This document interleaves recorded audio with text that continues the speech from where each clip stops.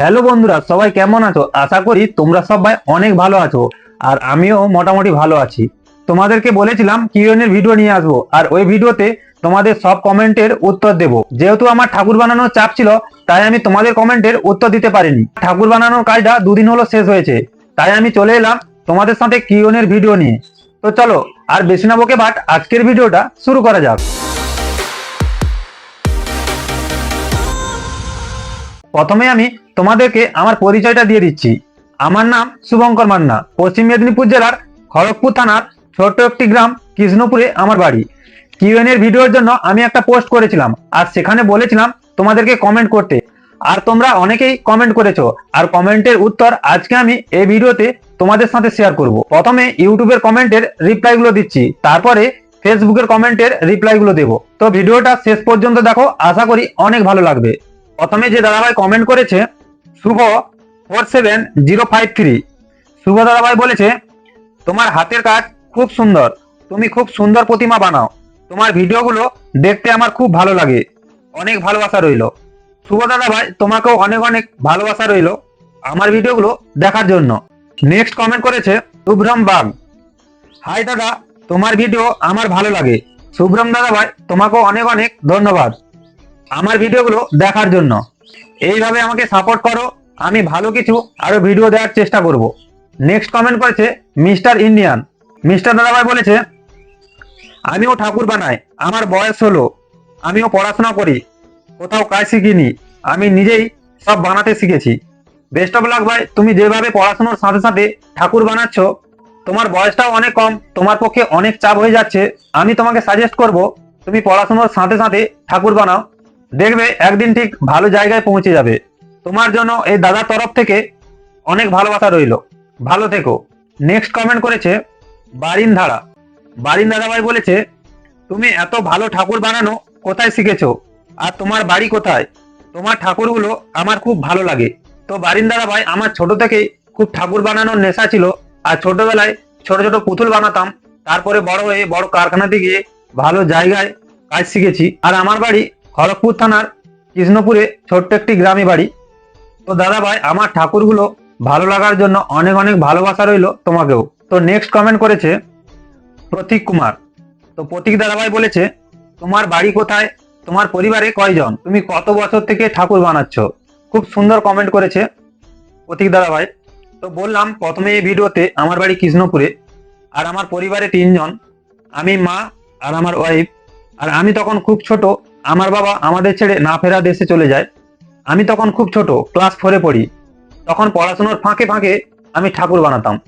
আর একটা মজার বিষয় হচ্ছে যে, আমার ছোটবেলার একটা খুব ছোট্ট একটা গল্প তোমাদেরকে বলে শোনাচ্ছি, আর গল্পটা কিন্তু খুব মজার ছিল।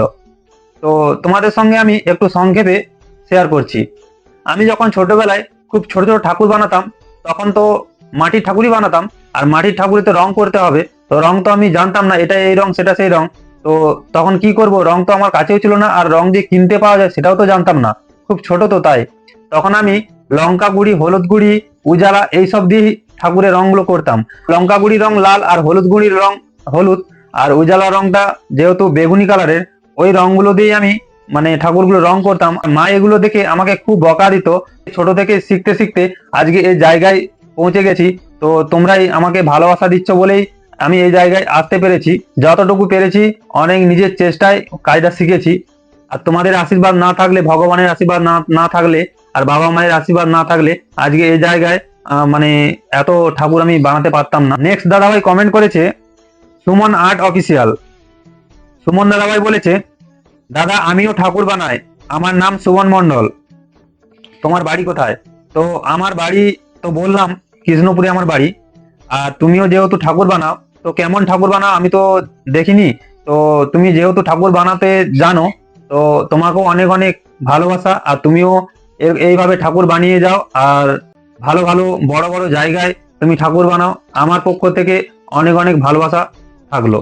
আর নেক্সট কমেন্ট করেছে, সবার লাস্ট কমেন্ট, অভিজিৎ মন্ডল দাদাভাই বলেছে, দাদা তোমার বাড়ি কোথায়, 6 ফুট ঠাকুরের দাম কত?